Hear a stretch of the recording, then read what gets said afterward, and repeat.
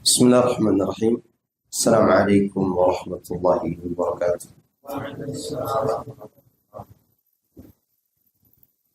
إن الحمد لله نحمده ونستعينه ونستغفره ونعوذ بالله من شرور أنفسنا ومن سيئات أعمالنا.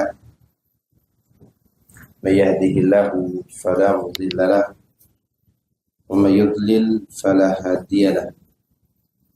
وأشهد أن لا إله إلا الله وحده لا شريك له وأشهد أن محمدا عبده ورسوله صلى الله عليه وعلى آله وصحبه أجمعين وسلم تسليما كثيرا. أما بعد، فإن أصدق الحديث كتاب الله وخير الهدي هدي محمد صلى الله عليه وسلم. شر الأمور محدثاتها فإن كل محدثة بدعة وكل بدعة ضلالة وكل ضلالة في النار. Ikhwan fi din, azani Allah wa iyyakum. Alhamdulillah, kita bersyukur kepada Allah Subhanahu wa taala atas nikmat kesempatan kita dikumpulkan di mushola Al-Imam Al-Bukhari ini. Semoga pertemuan-pertemuan seperti ini menjadi salah satu sebab diberatkannya timbangan kebaikan kita nanti di hari kiamat. Nah, ikhwani fillah, sebelum kita melanjutkan pembahasan dari kitab Al-Wajiz fi Fiqh Sunnati wa Kitab Al-Ajiz, ada beberapa hal yang perlu Anda sampaikan di muqaddimah ini. Yang pertama, semakin hari kita semakin melihat berbagai macam fitnah yang terjadi. Dan fitnah itu semakin nampak, terutama ketika kita kehilangan ahli ilmu, kehilangan figur, kehilangan ulama. Itu biasanya berdampak banyak pada banyaknya fitnah. Berdampak pada banyaknya fitnah. Lalu apa solusinya? Nabi SAW telah memberitahukan kepada kita yang paling utama yang harus kita lakukan adalah mengikuti sunnah beliau sallallahu alaihi wasallam dalam 3 hal: dalam akidah, dalam tata cara beribadah, dan berakhlak. Masuk juga di dalamnya bab muamalah. Itu berkaitan dengan muamalah kita dengan orang lain, baik muamalah bersifat sosial, kemasyarakatan yang terjadi di sekitar kita, atau hal-hal yang berkaitan dengan uang, yaitu perdagangan, utang piutang. Maka semua itu harus berdasarkan mengikuti sunnah. Itu poin penting. Oleh karena Nabi SAW ketika menceritakan terjadinya perselisihan di antara kaum muslimin, beliau katakan, wa alaikum bisunnati wa sunnatil khulafa'ir rasyidina al-mahdiyyin. Hendaklah kalian berpegang teguh dengan sunnahku dan sunnahnya para khulafa ar-rasyidin al-mahdiyyin, yaitu sunnahnya para khulafa ar-rasyidin yang telah mendapatkan petunjuk. Maka kalau kita mau selamat, imbang semua amal kita dengan perbuatan mereka, ya, sehingga ketika terjadi fitnah kita berada pada posisi yang selamat. Kita berada pada posisi yang selamat. Kemudian setelah itu kita berusaha, yang kedua ya, berusaha terus belajar. Karena belajar itu akan menghasilkan ilmu. Ya, dan ilmu itu kalau dipelajari dengan baik maka akan menghasilkan iman. Kalau iman sudah terbentuk, mau tidak mau seseorang akan ketagihan untuk beramal. Dan dia akan butuh kepada amal itu. Itulah orang yang apa? Yang berilmu. Dan dengan ilmu kita dapat menepis bahaya syubhat. Dengan ilmu kita dapat menepis apa? Bahaya syubhat. Oleh karenanya ilmu akan menjadi tameng. Dengan izin Allah, insya Allah kita akan terselamatkan dari fitnah yang bernama apa? Syubhat. Kemudian kita berusaha untuk meningkatkan rasa malu dan rasa takut kepada Allah. Itu yang ketiga. Karena ketika kita tidak takut kepada Allah, kita akan berani berbuat maksiat. Demikian juga ketika kita tidak malu kepada Allah Subhanahu wa taala. Maka oleh karena itu Ibnu Qayyim mengatakan mengenal Allah itu ada dua.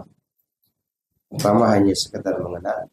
Yang kedua mengenal yang menyebabkan kita malu, takut, ya, kembali kepada Allah dan seterusnya. Ya, ini yang harus kita perhatikan sehingga hasilnya adalah ketakwaan. Hasilnya apa? Ketakwaan. Dan takwa itulah yang menyelamatkan kita dari syahwat. Tidak apa? Syahwat. Kemudian yang keempat, berusaha saling mendoakan di antara kita. Bukan hanya mendoakan buat diri kita, tapi saling mendoakan di antara kita. Untuk meminta kepada Allah agar Allah jangan sampai menyesatkan kita.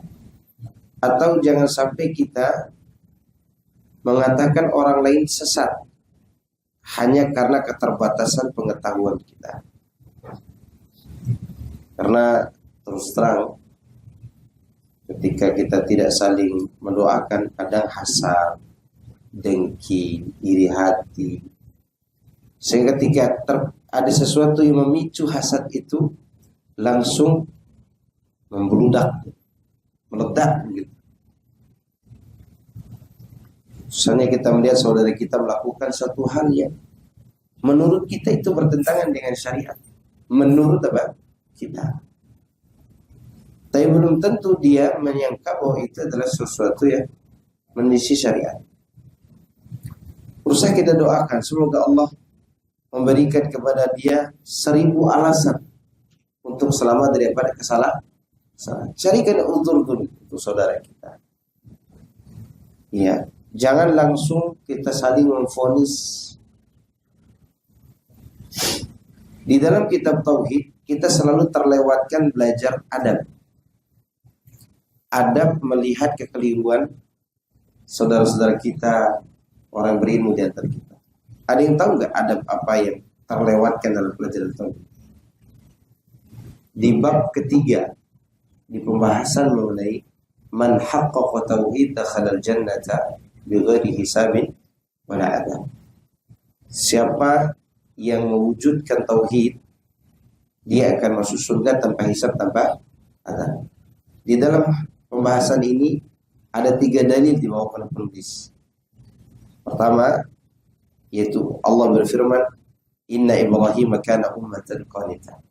Dalil kedua, walladzina hum birabbihim la yusyrikun. Nah, dalil ketiga hadis. Yaitu hadis tentang 70.000 yang masuk surga tanpa hisab. Yang terlewatkan dari hadis itu adalah penjelasan awal hadisnya tentang adab menghadapi orang yang salah, tapi orang ini diketahui banyak kebaikan. Di situ diceritakan dari Husain bin Abdurrahman. Ini tabi'in. Dia mengatakan, aku duduk bersama Sa'id bin Jubair, ini juga tabi'in. Sa'id bin Jubair. Lalu Sa'id bin Jubair berkata, siapa tadi malam yang lihat bintang jatuh? Dijawab oleh Husain bin Abdurrahman, aku.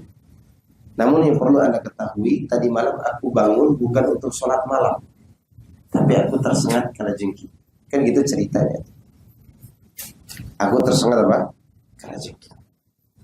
Lalu Husain bertanya, karena yang dihadap Sa'id bin Jubair bertanya kepada murid, karena muridnya orang berilmu, ditanya, apa yang kau lakukan ketika kau disengat kalajengking? Apa jawaban dia? Irtaqaitu. Aku meminta agar diriku diruqyah. Yang antum tahu minta diruqyah salah apa benar? Jawab. Salah. Tapi lihat bagaimana orang yang berilmu menghadapi orang berilmu lainnya ketika melakukan sebuah kekeliruan. Ketika Husain menjawab, aku meminta orang lain untuk meruqyah. Perhatikan. Ditanya lagi oleh Sa'id bin Jubair. Ya, kan Sa'id bin Jubair tinggal mengatakan ente salah. Ya kan? Dia tidak mengatakan begitu. Dia tanyakan, wa ma hamalaka 'ala dzalik? Apa yang mendorongmu melakukan itu, meminta diruqyah? Karena orang yang di depannya orang yang berilmu, harus ditanyain dalilnya. Kemudian Husain mengatakan, hadisun haddatsanahu asy-Sya'biyyu, yaitu hadis yang diceritakan kepadaku oleh Asy-Sya'bi. Ditanya lagi oleh Sa'id, hadis apa itu? Itu Asy-Sya'bi menceritakan dari sahabat An Buraidah ibn Husayb. Ada sahabat namanya Buraidah bin Husayb meriwayatkan hadis tentang ruqyah dilakukan untuk orang yang kena ain dan terkena kalau sengatan. Maka oleh karena itu kata Husain bin Abdurrahman, haddatsana Sya'bi an Buraidah bin al-Husayb annahu qala la ruqyata illa min ainin wa humatin. Itu dalilnya. Enggak ada ruqyah kecuali karena kena ain dan sengatan. Ini kan pengkhabaran, tidak ada di dalamnya kebolehan meminta. Nah, ini dipahami oleh Husain bin Abdurrahman boleh meminta diruqyah dengan dasar hadis itu. Lihat tanggapan Sa'id bin Jubair. Ini adab namanya. Qad ahsana man intaha ila ma sami'a. Sungguh telah baik orang yang segera melaksanakan apa yang dengarnya. Tapi baru dijelaskan keliruannya. Tapi aku mendengar Abdullah bin Abbas menceritakan begini dari Nabi SAW. Sampai disebutkan yang masuk surga 70.000 tanpa hisab tanpa adab itu mereka yang la yastarqun wala yaktawun wala yatayyar. Kan gitu hadis. Nah, sekarang ketika kita lihat saudara kita melakukan sebuah kesalahan, menurut kita, ya misalnya dalam metode mendakwahkan orang, membuat kajian dan seterusnya, tidak sesuai dengan apa yang kita ketahui selama ini. Selayaknya bagi kita, jangan nanya orang lain. Siapa yang ditanya? Si ustadznya itu. Karena ustadz-ustadz yang melakukan ini bukan orang-orang sesat, bukan orang-orang bodoh. Paham gak? Itulah cara kita menghilangkan apa? Hasad, dengki, iri hati dan seterusnya. Karena fitnah itu tidak hanya ditimbulkan oleh orang lain, tapi ditimbulkan oleh kita yang salah paham. Di zaman itu Sa'id bin Jubair bisa saja menyalahkan muridnya. Karena di depannya, ini orang yang kita salah tidak di depan kita. Layak nggak itu? Layak nggak? Nggak layak. Ada orang bikin sekolah, ada orang bikin kajian, ada orang buat kajian kayak kita ini. Umum buat orang di pasar, misalnya. Di masjid, di musola. Ada orang misalnya bikin kajian untuk orang tertentu. Ada orang dia mengisi kajian di tempat pejabat, seperti Syekh Utsaimin menyampaikan nasihat di depan para pejabat waktu itu. Ya. Apa ada orang umum boleh masuk situ? Nggak boleh. Lalu kita katakan terfitnah dengan pintu-pintu penguasa gitu. Nanya ke orangnya, ke ustadznya langsung kalau kita mau. Jangan nanya ke orang lain. Makanya Syekh Ali Hasan Al-Halabi rahimahullah mengatakan, is'alu minni wala tas'alu anni. Tanya langsung kepadaku, jangan tanya tentang aku. Berarti Anda tanyakan beliau ini kepada antum gitu maksudnya. Itu tidak boleh. Anda harus tanya langsung ke dia. Ya kan? Kalau dia melakukan sebuah kesalahan. Sekarang Anda tanya ke antum, nyambung kan? Belum lagi kalau mungkin ada suatu hubungan yang dulunya mungkin pernah retak, dipicu masalah itu, jadi lagi. Ya kan? Itu masalah kita hari ini. Jangan tuduh orang lain yang membuat fitnah. Kita sendiri kadang pelaku fitnah itu. Maka selain daripada berdoa, saling husnudzon. Apa? Husnudzon. Husnudzon itu yang terbaik. Maka ada seorang sahabat berkata di hadapan Nabi SAW di waktu perang Tabuk tentang kesalahan Ka'ab bin Malik. Ya, cerita ini yang paling mudah untuk dapatkan nanti lihat di kitab Riyadhus Shalihin di bab Al-Ikhlas wan Niyah tentang pemboikotan untuk Ka'ab bin Malik. Nah, sebelum terjadi boikot sampai Nabi ke Tabuk, Nabi nanya, apa yang dilakukan oleh Ka'ab bin Malik? Kok enggak ada dia gitu? Seharusnya dia ikut perang. Kata salah seorang yang tidak dikenal, dia lagi tertipu oleh dunia ya Rasulullah. Karena waktu itu pohon kurma lagi berbuah. Kata satu orang yang tidak dikenal namanya ini, dia sedang tertipu dengan dunia. Terfitnah dunia. Bayangkan kalimat ini. Apa kata Mu'adz bin Jabal? Ini Mu'adz bin Jabal dibela oleh Mu'adz bin Jabal. Bukan nambah dikompori atau dilaporin, bukan. Dibela di hadapan Nabi oleh Mu'adz bin Jabal. Buruk sekali apa yang kau katakan. Kata Mu'adz bin Jabal kepada orang itu, ya Rasulullah, kami tidak pernah mengenal Ka'ab itu kecuali dia orang baik. Padahal Ka'ab pada saat itu posisinya benar-benar salah, tidak sengaja salahnya. Benar-benar salah. Tapi belum tahu dia benar salah apa enggak. Apa kata Mu'adz? Kami tidak pernah mengenal Ka'ab itu kecuali sebagai orang baik. Kalau kita hari ini enggak. Oh iya Pak Ustaz, dia sudah tertipu dengan dunia itu. Sekarang apalagi udah punya ini, punya itu. Nah udah, antum jadi KPK akhirnya. Paham enggak? Ini kejadian. Dan kita sendiri yang buat fitnah. Karena yang buat fitnah itu adalah orang-orang yang merasa diri zuhud. Merasa diri apa? Zuhud.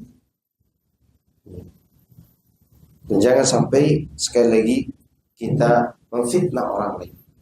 Karena kita berada dalam zaman fitnah.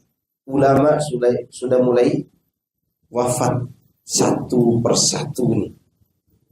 Kalau ada orang yang terjatuh pada fitnah menurut kita, datangi, nasihati kalau kita sanggup. Jangan bikin narasi. Yang bikin narasi itu adalah media, jangan kita yang sudah ngaji. Karena kasihan jemaah yang mau ngaji, bingung nanti. Ya, baik, itu mukadimah. Kepanjangan apa mukadimah? Ya, nggak apa-apa ya. Baik, kita lanjut pembahasan kita dari kitab Al-Wajiz. As-Sunanu Al-Fi'liyah. Ya, sunnah fi'liyah. Raf'ul yadain 'inda takbiratul ihram. Yang pertama, mengangkat kedua tangan ketika melakukan takbiratul ihram. Wa 'inda ar-ruku'i war-raf'i minhu. Dan ketika ruku' serta ketika bangkit dari ruku'. Ketika ruku dan bangkit dari ruku itu dianjurkan mengangkat tangan. Nah, angkat tangan waktu takbiratul ihram hukumnya sunnah. Tapi takbiratul ihramnya bukan wajib lagi, rukun. Kalau dibahas sebelumnya. Takbiratul ihramnya apa? Tapi angkat tangannya sunnah. Seberapa tinggi angkat tangannya? Sejajar dengan bahu atau daun telinga. Nah, ada yang menggabungkan segini. Jadi daun telinga itu seukuran segini. Allahu Akbar. Segini. Ini jari kita sejajar dengan daun telinga. Itu cara angkat tangan. Wa 'indal qiyami min at-tasyahhudil awal. Demikian juga ketika berdiri setelah tasyahud pertama, angkat tangan. Berarti ketika takbiratul ihram Allahu Akbar. Atau dan setelah apa? Setelah bangkit dari ruku. Sami Allahu liman hamidah. Jadi jangan begini. Kan ada sebagian orang Sami Allahu liman hamidah. Dia begini. Itu tidak ada contohnya dari Nabi Sallallahu Alaihi Wasallam. Ada contoh. Demikian juga ketika bangkit dari tasyahud pertama, berdiri Allahu Akbar. Ya.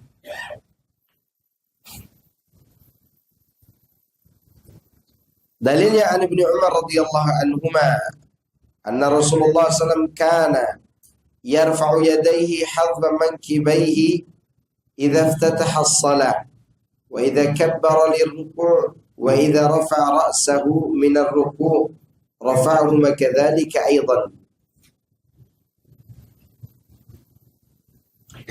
Dari Abdullah bin Umar, ini riwayat yang sebahu, angkat sebahu. Dari Abdullah bin Umar radhiyallahu anhuma bahwasanya Nabi Rasulullah SAW kana, saya sudah sering jelaskan kana itu, ini bahasa Arab nih. Kana, kemudian selanjutnya yarfa'u. Kana artinya biasanya. Apa? Biasanya. Atau kebanyakannya. Keseringan. Seringnya. Nah, kita terjemahkan biasanya. Biasanya Rasulullah SAW mengangkat kedua tangannya sejajar dengan apa? Bahunya. Ya. Apabila beliau melakukan takbiratul ihram. Ketika beliau melakukan takbiratul ihram. Dan ketika beliau ruku', beliau mengangkat kedua tangannya. Dan apabila beliau mengucapkan Sami Allahu liman hamidah, beliau juga mengangkat kedua tangannya. Dan apabila beliau bangkit dari 2 rakaat, maksudnya setelah tasyahud awal, maka beliau mengangkat tangan juga. Dari Nafi' anna Ibn Umar kana idza dakhala as-salat fi salati kabbara wa rafa'a yadayhi wa idza raka'a rafa'a yadayhi wa idza qala sami Allahu liman hamidah rafa'a yadayhi wa idza qama min ar-rak'ataini rafa'a yadayhi wa rafa'a dhalika ila Nabi sallallahu alaihi wasallam. Ini riwayat dari Nafi' tentang perbuatan Abdullah bin Umar. Jadi Abdullah bin Umar mempraktekkan apa yang dia lihat dari Nabi. Artinya sama aja dengan hadis pertama tadi. Ini perbuatan Abdullah bin Umar yang disebut dengan hadis mauquf. Hadis yang diceritakan oleh perawi sampai mentoknya kepada sahabat. Mentoknya sampai pada sahabat. Tapi meskipun demikian tetap dianggap ini sampai kepada Nabi. Kenapa? Karena Abdullah bin Umar mempraktikkan apa yang dia lihat.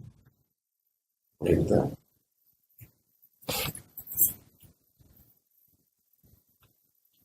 Kemudian wa yusannu raf'uhuma ahyanan 'inda kulli khafdin wa raf'in.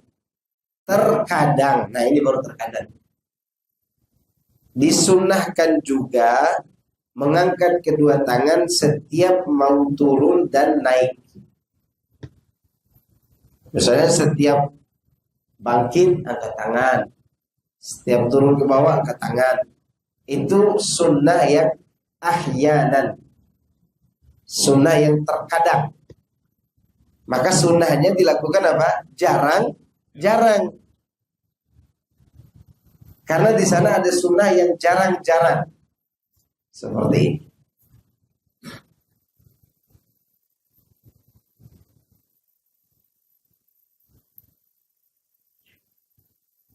Wa di hadis Malik bin al-Huwairis,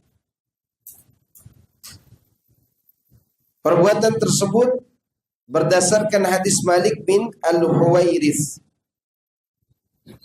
Annahu ra'a an-nabiy sallallahu alaihi wasallam rafa'a yadayhi fi salatihi idza raka'a wa idza rafa'a ra'sahu min ar-ruku' wa idza sajada wa idza rafa'a ra'sahu min as-sujud hatta yuhadi bihima furu' udhunayhi.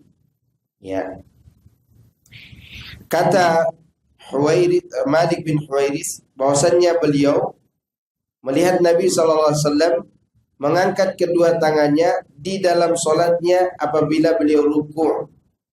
Demikian juga apabila beliau bangkit dari ruku' ketika mengangkat kepalanya. Demikian juga ketika mau sujud. Ya sami Allahu liman hamidah. Biasanya kita tidak angkat tangan kan mau sujud. Ini enggak. Angkat tangan dulu baru sujud. Ya, ini angkat tangan dulu baru sujud. Dan apabila beliau mengangkat kepalanya dari sujud, angkat tangan juga. Ya. Maksud di sini sujud kedua, mau ke rakaat kedua. Allahu Akbar. Angkat kepala ketika dari rakaat sujud pertama, mau duduk di antara dua sujud, Allahu Akbar, tidak angkat tangan. Nanti angkat tangannya ketika sujud lagi, kemudian berdiri. Ya.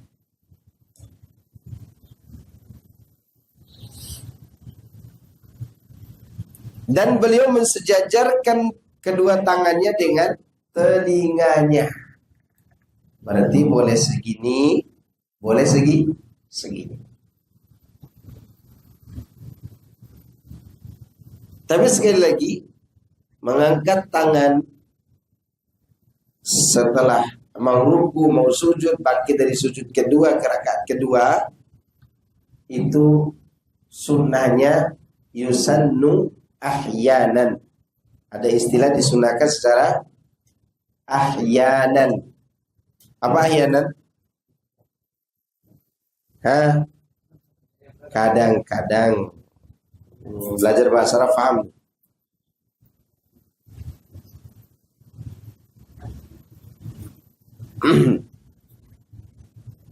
Jadi ini namanya sunnah ahyanan. Kemudian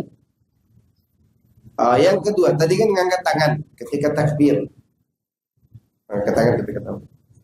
Sunnah fi'liyah yang kedua, wad'ul yamin 'ala shimal fawqa sadri.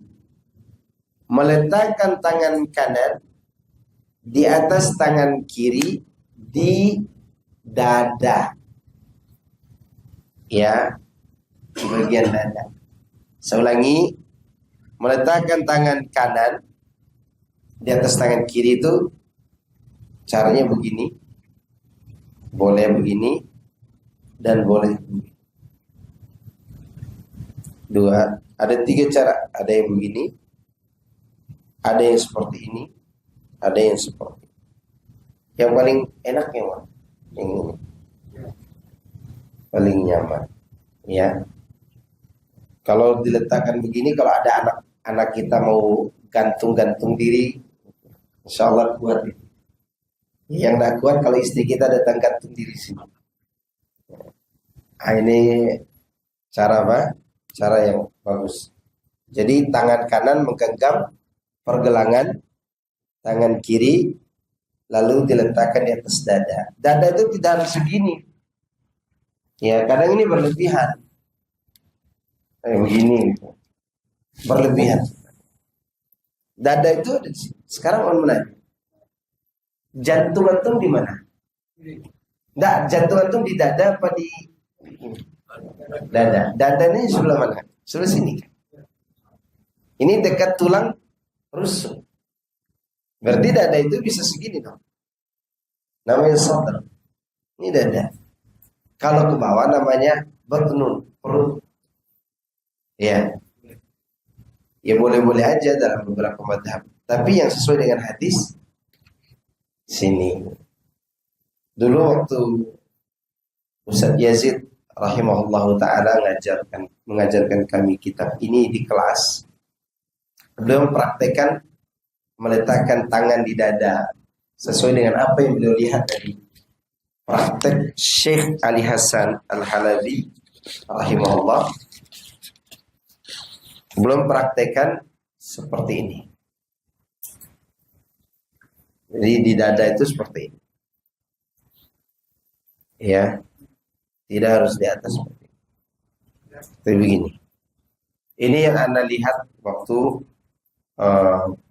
Ustaz Yazid mempraktekkan di kelas, dan beliau menyampaikan dari cara yang dia lihat dari Syekh Ali Hasan, ya, Syekh Ali Hasan Al-Halabi, yang tentunya dia mengambil dari cara gurunya yang mensahihkan hadis ini, Syekh Al-Albani rahimahullah.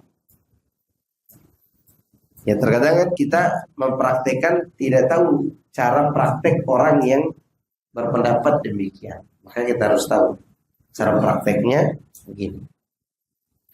Ini di atas dada itu segini. Ini namanya apa? Dada.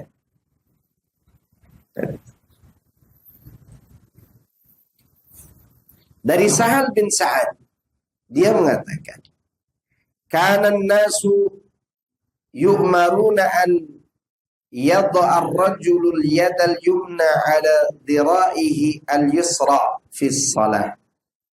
Dari Sahal bin Sa'ad, dia mengatakan, manusia diperintahkan agar seseorang meletakkan tangan kanannya di atas tangan kirinya, dhira' ini. Ya, di atas tangan kiri, lengan kirinya di dalam solat. Berkata Abu Hazim, la a'lamuhu illa yumna dhalika ila Nabi sallallahu alaihi wasallam. Aku tidak mengetahui perkataan Sahal bin Sa'ad itu kecuali dinisbatkan kepada Nabi. Artinya perbuatan itu mereka lihat dari Nabi sallallahu alaihi wasallam.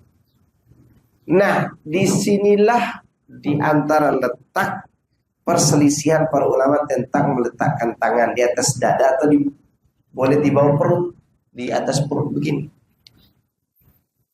Ya. Karena ini ada hadis dugaan. Ayo coba. Dugaan. Ya. Seakan-akan dikatakan diperkirakan perbuatan tersebut, yaitu perbuatan yang dilakukan oleh Sahal bin Sa'ad itu dinisbatkan kepada perbuatan Rasulullah sallallahu alaihi wasallam. Maka sehingga ketika kita lihat misalnya ada ustadz yang kalau sholat dia meletakkan tangan di bawah sini, ya kita maklumi aja. Ilmu kita belum sampai ke sana. Ilmu kita tuh hanya sampai pada tahdzir dan menyalahkan orang. Kan ada ustadz yang lihat kalau salah ustadz Firanda deh. Kalau letakkan gini deh. Ya kan? Nah, tapi kita tidak melihat pada praktek ustadz. Ketika kita menghargai orang lain bukan berarti kita tinggalkan riwayat yang lebih selamat. Nah, ini karena ada riwayat, apa salahnya kita prakteknya? Ya kan? Nah, riwayat. Karena ulama yang mengatakan meletakkan tangan di bawah kayak gini, mereka beranalogi. Sebagai beranalogi. Ya, analoginya apa? Kalau orang meletakkan tangan begini biasanya orang sombong. Orang kalau tawadu biasa begini cara ngomong. Ya kan? Bongko gitu. Kan orang tawadu begitu kan? Nggak ada orang tawadu. Silakan. Ya kan? Ini mau berkelahi kalau begini. Ya, itu namanya apa? Analogi. Tapi permasalahannya analogi itu bisa aja dipatahkan dengan riwayat ini yang ada indikasi Nabi melakukannya. Dan ini diceritakan oleh sahabat Nabi. Ya. Atau diceritakan juga oleh para tabi'in. Kemudian dari Wa'il bin Hujr. Nah ini Wa'il bin Hujr melihat. Shallaitu ma'a Rasulillah sallallahu wa wada'a yadahu al-yumna 'ala yadil yusra 'ala sadrihi. Nah ini dilihat langsung yang ini. Ini lebih kuat lagi. Lebih apa? Kuat lagi. Dari Wa'il bin Hujr dia mengatakan aku salat bersama Rasulullah sallallahu alaihi wasallam. Dan aku melihat beliau meletakkan tangan kanannya di atas tangan kirinya di dadanya. Di atas dada. Dan hadis ini disahihkan oleh Al-Imam Al-Albani rahimahullah dalam kitab Irwaul Ghalil. Nah, ini ada riwayat. Mendingan mana? Mengikuti analogi atau yang ada riwayatnya? Riwayatnya. Tapi hukumnya sekali lagi ini sunnah. Kalau ada orang meletakkan di sini, sah nggak sholatnya? Sah. Ya. Dan tidak perlu kita bully juga.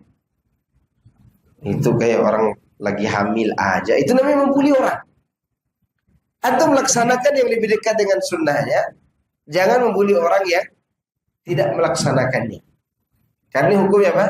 Sunnah. Dari mana kita katakan ini hukum sunnah? Pertama, sudah ada penjelasan dari Syekh Abdul Azim bahwa ini hukum sunnah. Yang kedua, dipakai kaidah usul fikihnya, yaitu perbuatan Nabi yang tidak dibarengi dengan perintah yang ditekankan, maka hukum asalnya sunnah. Ini Wa'il bin Hujr mendengar Nabi berbicara atau melihat? Melihat. Secara ilmu usul fikih, hal seperti ini hukumnya jatuh pada hukum sunnah. Kalau dia hukum sunnah, kita melihat orang lain tidak melaksanakannya, apalagi kita bully dia. Minimal kita katakan Anda ini bodoh gitu. Enggak. Ulama mazhab sebagian mereka meletakkan tangan bukan di sini, tapi di sini. Tapi dengan apa tadi? Analogi. Analogi mereka adalah orang meletakkan tangan di bawah sini lebih tawadhu daripada yang meletakkan tangan di sini. Ya benar secara analoginya. Sekarang tadi sudah saya contohkan. Ya antum misalnya yang biasa, yang biasa parkirin mobil orang, terus gitu. Kira-kira dibilang apa sama orang? Sombong. Monggo Pak, monggo. Gitu kan? Masa ada monggo kayak gini? Nah ini analogi mereka. Nah kita bantah dengan hadis ini secara sopan, secara santun, dan kita amalkan bahwa memang ada hadisnya dari Wa'il bin Hujr yang melihat Nabi SAW meletakkan tangan kanan di atas tangan kiri di mana? Di dada. Jelas sampai sini? Ya. Ingat ya, ini hukumnya apa? Sunnah. Kalau kita lihat ustadz begini, apa kita katakan? Dia punya ijtihad, dia punya ilmu. Dan kita amalkan apa yang kita pelajari malam ini. Jelas nggak? Ya, saya tidak mau mengajarkan ilmu aja malam ini. Harus ajar sekalian dengan adabnya. Karena adab yang sering terlewatkan masalah ini. Masalah melihat orang lain salah tidak sesuai dengan apa yang kita amalkan. Baik, ada pertanyaan sampai sini? Yang ketiga dulu ya, bagian ketiga dulu. An-nadharu ila mawdi'is sujud. Memandang ke tempat sujud. Dari Aisyah radhiyallahu anha, dia mengatakan, "Lamma dakhala Rasulullah sallallahu alaihi wasallam al-Ka'bah, ma khalafa basaruhum mawdi'a sujudi hatta kharaja minha." Kata Aisyah, Rasulullah SAW memasuki ruangan Ka'bah. Ingat ya, di dalam ruangan Ka'bah. Boleh sholat sunnah di dalam ruangan Ka'bah, maka boleh sholat di Hijr Ismail kan. Nah, Nabi masuk ke dalam ruangan Ka'bah itu, kemudian beliau sholat sunnah di dalamnya, dan tidak pernah mata beliau berkedip kepada yang lain selain tempat sujud. Artinya mata beliau tertuju pada tempat sujud. Pertanyaannya, ya, apakah perbuatan Nabi di dalam Ka'bah itu berlaku juga untuk di luar Ka'bah? Itu pertanyaannya. Oleh karenanya para ulama berselisih pandang tentang masalah ini. Mereka yang mengatakan tidak perlu melihat tempat sujud, apa kata mereka tentang hadis Aisyah ini? Kata mereka, Nabi melihat tempat sujud karena beliau berada di dalam ruangan Ka'bah. Kalau beliau berada di luar ruangan Ka'bah, belum tentu lihat tempat sujud. Maka tuh coba lihat Imam Masjidil Haram. Dia lihat ke bawah apa lihat ke depan? Ke depan. Itu dalam mazhab Hambali, dalam mazhab Maliki melihat ke depan. Maka pendapat yang paling bagus dalam masalah ini adalah apa yang diungkapkan oleh Ibnu Hajar Al-Asqalani, yaitu ketika kita berhadapan dengan Ka'bah, di mana tempat kita melihat Ka'bah? Di mana? Ka'bah. Tapi kalau kita jauh dari Ka'bah, di mana tempat kita melihat? Sujud. Kecuali yang berdiri di belakang imam. Imam lihat tempat sujud karena jauh dari apa? Ka'bah. Yang berdiri di belakang imam boleh dia melihat ke depan, melihat siapa? Imam. Oleh karenanya para sahabat melihat perbuatan Nabi ketika sholat. Apa mereka lihat tempat sujud waktu itu? Enggak, mereka lihat ke depan. Mereka bisa menggambarkan sholat Nabi itu karena melihat apa? Ke depan. Ini menurut yang dirajikan oleh Ibnu Hajar Al-Asqalani rahimahullah. Iya. Tapi kalau kita di saf kedua, ketiga, keempat, lihat tempat sujud. Karena kalau kita lihat ke depan, kita lihat, kayaknya aku kenal itu. Jadi masalah nanti. Bagi yang berada di belakang imam, kalau dia ingin melihat imam, silakan. Silakan. Gitu. Dulu waktu zaman Rasulullah SAW ada anak kecil jadi imam. Robek celananya dilihat oleh ibu-ibu di belakang. Kira-kira ibu-ibu itu lihat sujud atau lihat ke depan? Ke depan. Dilihat lagi robek celananya. Imam di depan lagi dilihatnya. Apa ada pengingkaran waktu itu perbuatan tersebut? Enggak. Maka hadis Aisyah tentang Rasulullah melihat tempat sujud ini khusus kalau sholat di dalam ruangan Ka'bah, karena tidak ada yang dilihat dari Ka'bah itu. Akhirnya lihat di mana tempat sujud. Namun meskipun demikian, perbuatan ini bagi mereka yang berpendapat harus lihat tempat sujud, mereka kembali kepada sebuah kaidah al-ibratu. Ya, sebuah ibrah itu pelajaran yang diambil adalah umumul lafaz la bi khususis sabab. Yaitu keumuman lafaz bukan kekhususan sebab. Maka tetap yang terbaik melihat tempat sujud. Ibnu Qayyim menyebutkan di antara hikmah melihat tempat sujud itu, kata beliau, ini hikmah dari melihat tempat sujud. Kata Ibnu Qayyim dalam kitabnya Rawdatul Muhibbin, ada kitab namanya Taman Orang-orang Jatuh Cinta dan Kerinduan. Ada. Itu diceritakan cinta kepada Allah, cinta kepada Rasul, cintanya suami istri, cintanya seorang pejabat dari kalangan pemimpin yang zalim kepada yang dia cintai, itu diceritakan di kitab itu. Nah, Ibnu Qayyim mengatakan, kenapa lihat tempat sujud waktu sholat? Kata beliau, begitulah cinta seorang yang segan kepada yang dia cintai. Dia akan menundukkan matanya di hadapan yang dicintai. Sekarang orang cinta kepada Allah. Dia lihat kemana? Tundukkan matanya karena dia segan kepada Allah Azza wa Jalla. Itulah yang dimaksud seakan-akan dia melihat Allah. Kalaupun dia tidak sanggup, dia merasa dirinya dilihat oleh Allah Azza wa Jalla. Nah, itu dia. Maka tetap yang terbaik melihat tempat sujud. Ya, melihat tempat sujud. Karena ada sebagian orang tidak melihat tempat sujud, dia lihat orang lain lalu lalang, lupa apa yang dia baca.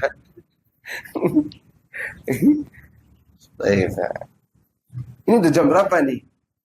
Oh, masih ada 4 menit ya. Baik, sedikit lagi. Anda bacakan dulu nas dalilnya dari Aisyah radhiyallahu anha tadi. Oke, udah. Tadi disebutkan hadis Aisyah tentang melihat tempat sujud. Sekali lagi, kalau kita lihat ada ustadz, karena Anda juga sering lihat ada ustadz besar, ustadz kibar, ustadz sesepuh kita, sholat sunnahnya, dia kadang tidak lihat tempat sujud. Anda lihat nih, Anda lihat langsung. Dan Anda tidak mengaibinya, tidak mencelaknya. Dengan dasar pembahasan para ulama tentang hadis Aisyah ini. Nabi melihat tempat sujud karena apa tadi? Di dalam Ka'bah. Itu harus dipahami dulu. Apakah di luar Ka'bah juga dianjurkan ditekan seperti ini? Nah, ini yang menjadi perselisihan mereka. Maka jangan heran lihat imam Masjidil Haram, matanya tertuju ke depan. Kan di video kan itu kelihatan. Nah, itu menunjukkan bahwa mereka berpendapat di luar Ka'bah, mata itu melihat kemana? Ka'bah. Ketika Ka'bah terlihat. Nah, kalau kita tidak terlihat seperti ini, tetap lihat tempat sujud. Tetap lihat tempat sujud. Baik. Nih, ada pertanyaan nih. Anda jawab pertanyaan dulu ya. Suami saya senyum dan bahagia karena berpikir saya bisa dipakai. Sedangkan saya takut, Ustadz. Takut kalau besok berdarah lagi. Oh, ini maksudnya haid ya?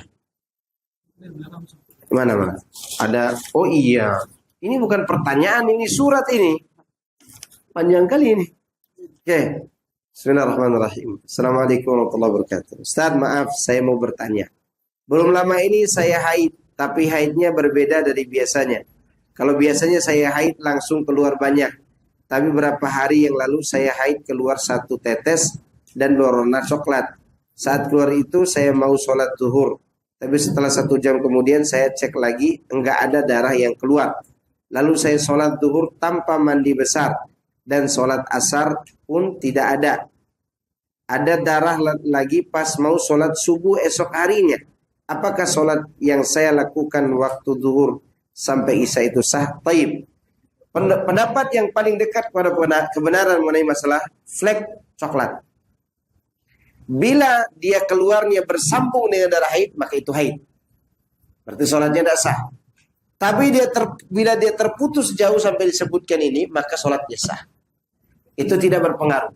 Baik flek itu dia sebelum haid atau sebelum haid keluarnya, atau setelah haid. Misal orang sudah terputus haidnya ini sehari, besoknya kelihatan flek coklat itu, maka ini tidak berpengaruh. Tidak berpengaruh. Sudah kita jelaskan sebelumnya pada pembahasan haid. Baik. Kemudian kedua dari pertanyaan ini, haid itu dianggap haid pada saat Anda melihat darah haid yang bersambung seharian itu. Bila hari besoknya putus lagi, maka Anda suci. Jadi haid itu dianggap haid di saat kelihatan darah haid. Bila besoknya suci, ya suci. Besok tidak ada darah sama sekali. Anda mandi sholat lagi. Ya, Ustadz, jika biasanya saya haid itu 7 hari, tapi kadang-kadang saat hari ke-5 itu sudah bersih dan hari ke-6 ada lagi darahnya, walaupun hanya coklat baru bersih lagi, coklat baru bersih lagi saat hari ke-7. Yang jadi pertanyaan ini, saat hari ke-5 itu biasanya bersih dari malam sampai malam hari ke-6. Apakah saat tadi sudah jawab? Itu dianggap suci tuh. Dari malam ini sampai malam besoknya itu dianggap apa? Suci. Itu suci. Apakah saat bersih saya harus sholat atau tunggu sampai selesai 7 hari? Anda sholat saat bersih. Anda sholat saat apa? Bersih. Ya, kecuali kasusnya Anda tetesan itu tetes terus sampai hari ke-7 keluar lagi. Berarti itu nyambung dengan darah haid. Ini yang Anda tanyakan ini kan putus. Ya, putus. Yang jadi masalah lagi apabila hari ke-5 saya suci dan sholat, maka suami saya senyum dan bahagia. Karena dia berpikir saya bisa dipakai. Ya. Sedangkan saya takut, Ustaz. Takut kalau besok berdarah lagi. Takut juga dilaknat malaikat kalau saya menolak. Ya. Yang pernah terjadi sering berdarah lagi usai berhubungan. Apakah itu berdosa? Nah, kalau Anda berpengalaman seperti itu berdarah lagi selesai hubungan, tapi darahnya nyambung dengan tadi. Misalnya Anda baru selesai haid, baru hari ke-5 itu. Begitu berhubungan keluar darah misalnya. Berarti Anda masih haid. Kan ini belum selesai saya baca tadi. Kalau Anda keluar darah setelah itu, masih haid. Tapi kalau Anda berhubungan selesai mandi dari ke-5, Anda keluar darah langsung saat itu, darahnya malam-malam besok baru keluar ya, maka Anda dianggap apa? Suci. Jelas? Jelas ini? Oke. Ada lagi? Cukup?